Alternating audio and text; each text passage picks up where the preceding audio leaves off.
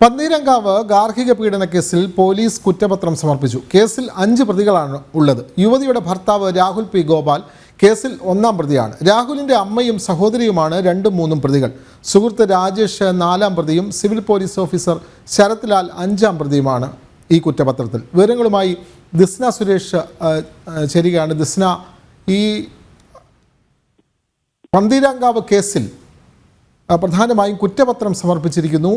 ഇവർക്കെതിരെയുള്ള പ്രധാനപ്പെട്ട കുറ്റങ്ങൾ എന്തെല്ലാമാണ് ഇതിൽ ചുമത്തിയിട്ടുള്ളത്? കൂടുതൽ വിവരങ്ങൾ എന്തെല്ലാമാണ്? വിനോദ്, വളരെയധികം ചർച്ചയായ ഒരു കേസായിരുന്നു പന്തീരങ്കാവ് ഗാർഹിക പീഡന കേസ്. പിന്നീട് യുവതി തന്നെ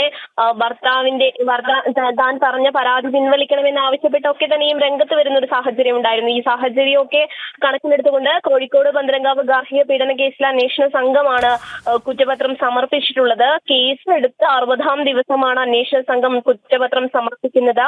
5 പേരെ പ്രതി ചേർത്തുകൊണ്ടാണ് കുറ്റപത്രം നൽകിയത്. കൊലപാതക ശ്രമം, സ്ത്രീധന പീഡനം അടക്കമുള്ള വകുപ്പുകളാണ് ചുമത്തിയിരിക്കുന്നത് എന്നാണ് നമുക്ക് അറിയാൻ കഴിഞ്ഞിട്ടുള്ളത്. യുവതിയുടെ ഭർത്താവ് രാഹുലാണ് ഇതിൽ മുഖ്യ പ്രതിയായിട്ട് വരുന്നത്. കൂടാതെ തന്നെ രാഹുലിന്റെ മാതാവ്, സഹോദരി, രാഹുലിനെ നാടുവിടാൻ സഹായിച്ച പന്തീരങ്കാവ് പോലീസ് സ്റ്റേഷനിലെ ഉദ്യോഗസ്ഥൻ, സുഹൃത്ത് എന്നിവരാണ് മറ്റു പ്രതികൾ.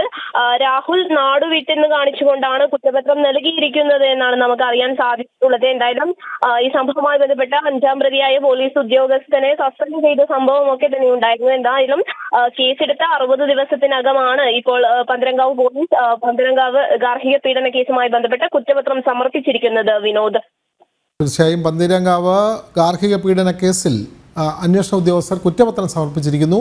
ഇതിൽ 5-ാം പ്രതി പോലീസ് ഉദ്യോഗസ്ഥനാണ്. വിവരങ്ങൾ നൽകുകയായിരുന്നു ദിസ്ന സുരേഷ്.